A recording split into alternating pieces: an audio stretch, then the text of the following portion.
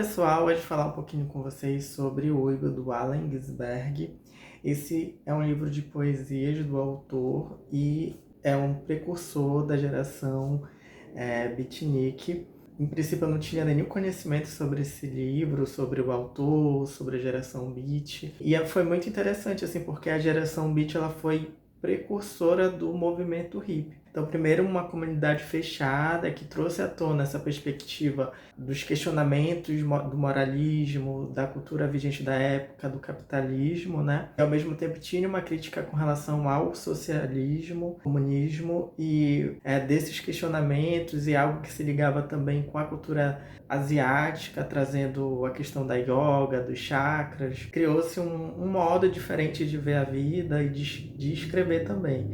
Então a gente tem o Uivo, que acaba sendo um livro muito importante nesse sentido desse movimento cultural e social, além também de Na Estrada, do Jack Kerouac, que era o grande amigo do Allen Ginsberg. Então, esse movimento beat, ele foi um movimento gerado por vários amigos, pessoas jovens, burgueses, de certo modo, e que eram extremamente intelectualizados e que estavam muito descontentes, ou que eles viam o mundo com um olhar diferente. E sempre trazendo à tona um outro lugar que era um lugar invisível dentro das normas sociais, né? Seja o lugar da mulher, do negro, do homossexual, do louco, do pobre. Então, eles trouxeram à tona muito tudo isso. Houve um poema em que me parece que o uivo ele representa um tipo de grito. É um grito. O uivo vem disso, assim, para mim. É muito culto porque é uma poesia que tem muita cultura, apesar dela falar disso que é da realidade, da percepção do autor. Então, de falar daquilo que é esdrúxulo, daquilo que é grotesco e daquilo que é da sarjeta, que é da pobreza, que é da droga. Aqui ele fala também, em determinado momento, da relação dele com a mãe, que era esquizofrênica, e muito de como ela reverbera na cabeça dele, o fato dele ter sido internado também em uma psiquiatria. Então, assim, é muito interessante o quanto tem de verdade aqui nessa poesia. Essa edição aqui, ela vem com vários prefácios, né? Textos de apoio para pensar sobre essa poesia. Foi uma poesia que ela é pro Carl Solomon, que foi amigo do Allen Ginsberg da época que ele ficou internado na psiquiatria. Então, a partir da relação dos dois, o Allen ele sentou e começou a digitar, e isso foi saindo da cabeça dele. Mas ao mesmo tempo tem de um todo aqui, tem da relação dele com outros homens, das orgias, tem essa relação dele com a mãe que era esquizofrênica e o quanto a loucura dela tá na cabeça dele, né? Tem também um livro, assim, é uma poesia que é traduzida, né? Então a gente perde muito com a tradução de não ler no original. A poesia é uma coisa que é bem complicada assim, de traduzir, mas tem o som do jazz, tem a batida do jazz o tempo todo, que é um ritmo negro, né?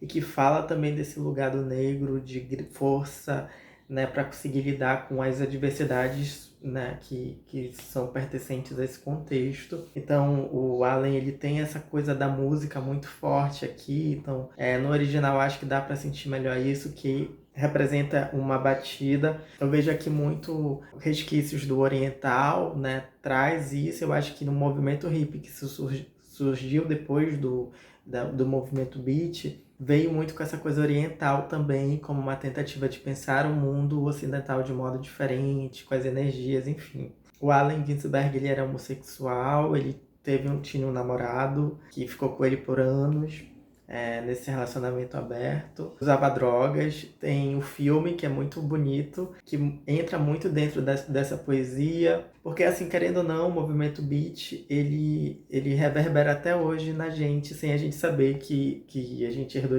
disso aqui, né? Desse movimento. Os Beatles, a Alanis Morissette tem uma música em cima, né, desse poema, que ela vai recitando o movimento hip em si, né, contra a cultura, enfim, veio todo a partir desse movimento beat, né, que reverberou a sociedade, né, da época e até hoje está com a gente. No Brasil a gente teve a Tropicália, que é um resquício disso, do movimento beat, que questionou a ditadura, enfim.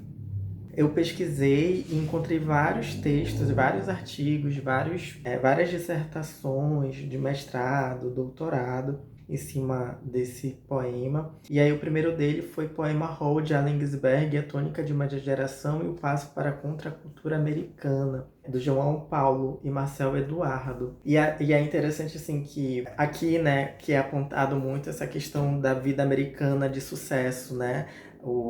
A vida feliz e bem-sucedida. Mas esse Uivo é dos anos 50, após a Segunda Guerra Mundial. Então, existe um contexto da população americana que vivenciou muito a pobreza, que era invisível, né? Porque o que eles mostravam enquanto vida americana era essa vida de sucesso. E existia uma contradição ali dentro. Os próprios americanos, né, que eram mais pobres e que não vivenciavam essa realidade de sucesso. E aí a gente tem um pós-guerra versus prosperidades, inquietudes como a luta pelos direitos civis, a luta contra o racismo, né, que é algo que, né, da década de 50, década de 60, 70, que teve toda uma guerra civil, Martin Luther King, a morte de John Kennedy, do Bob Kennedy, né? Então tudo isso, assim, tá aqui nisso, né? Vem disso também. Aí se propondo a um tratamento diferenciado às minorias, mulheres negras, homossexuais, pobres e comunistas.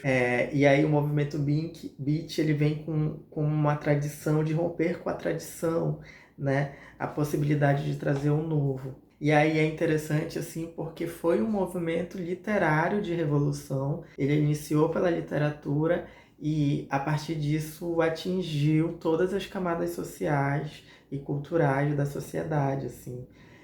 Tanto dos Estados Unidos como do resto do mundo. E aí, algo interessante também, que tem muito no filme, é que esse livro foi para julgamento. O editor do livro que publicou foi julgado por imoralidade, então teve todo um processo de julgamento para pensar, porque aqui em Uivo tem muitas palavras que são de baixo escalão, né? Palavrões, que colocam em cena um outro tipo de sexualidade.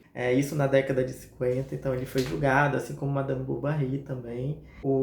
A causa foi ganha para Uivo, né, pelo direito de expressão, enfim. Mas é bem interessante, assim, quanto esse livro ele provocou muitos incômodos.